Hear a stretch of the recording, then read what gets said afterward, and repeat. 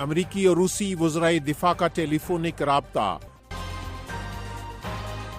اسرائیلی عدالت کا انتہائی قدامت پسند یہودی طلباء پر لازمی فوجی بھرتی کے قانون کے اطلاق کا حکم۔ کینیا میں ٹیکس میں اضافے کے خلاف مظاہروں میں ہلاکتوں پر اقوام متحدہ کا افسوس۔ وائس آف امریکہ واشنگٹن سے اہم خبروں کے ساتھ محمد جلیل۔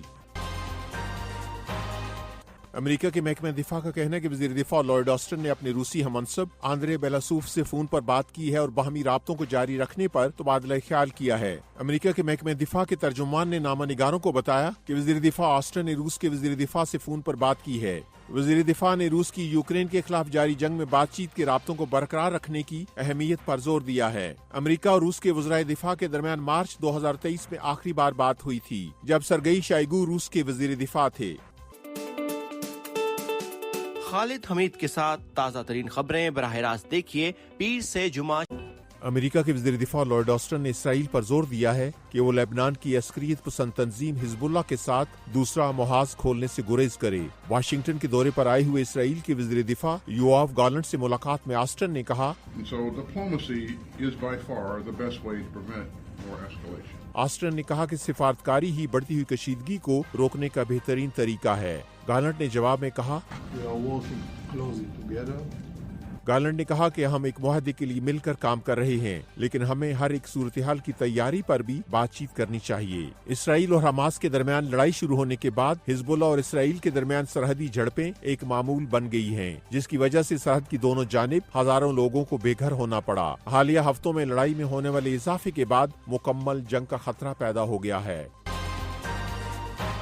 ویکی لیکس کے بانی جولین اسانج نے امریکی حکومت سے متعلق حساس معلومات کو افشاں کرنے کے جرم کا اعتراف کر لیا ہے، جس کے بعد امریکی عدالت نے ان کے خلاف خفیہ معلومات کو عام کرنے کا مقدمہ ختم کر دیا ہے۔ آزادی ملنے کے بعد اسانج اپنے ملک آسٹریلیا پہنچ گئے ہیں۔ بدھ کو بحر الکاہل میں واقع امریکی علاقے میریانا جزائر کی عدالت میں اسانج نے قبول جرم کی درخواست میں اعتراف کیا کہ امریکی قانون کے مطابق ذرائع سے خفیہ معلومات حاصل کرنا ایک قانونی جرم ہو سکتا ہے۔ امریکہ کے محکمہ انصاف کے ساتھ طے پانے والے معاہدے کے تحت اسانج کے لیے سنگین جرم کا اعتراف ضروری تھا تاکہ ان کے خلاف مقدمہ ختم ہو سکے۔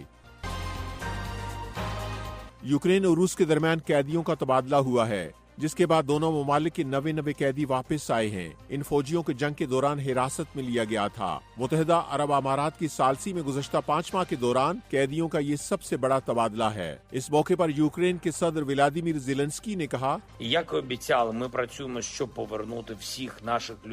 زیلنسکی نے کہا کہ ہم وعدے کے مطابق روس میں قید اپنے تمام شہریوں کی واپسی کے لیے کام کر رہے ہیں۔ ہم کسی کو نہیں بھولے۔ آج ہمارے 90 فوجی روس کی قید سے واپس ہوئے ہیں۔ یہ وائس آف امریکہ واشنگٹن ہے۔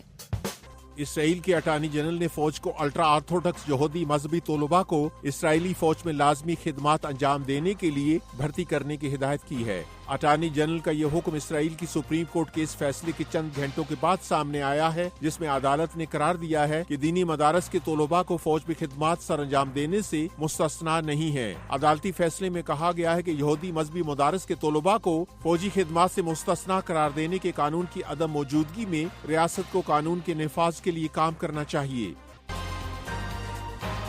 اقوام متحدہ کے سیکرٹری جنرل نے کینیا میں ٹیکسوں میں اضافے کے خلاف ملک میں بڑے پیمانے پر ہونے والے مظاہروں کے دوران ہلاکتوں اور بڑی تعداد میں لوگوں کو حراست میں لینے کی اطلاعات پر افسوس کا اظہار کیا ہے۔ انتونیو گوتریس نے کینیا کے حکام سے تحمل سے کام لینے پر زور دیا ہے۔ ادھر کینیا کے صدر نے ٹیکس میں اضافے کے خلاف ہونے والے مظاہروں میں تشدد کی ذمہ داری جرائم پیشہ افراد پر عائد کی ہے۔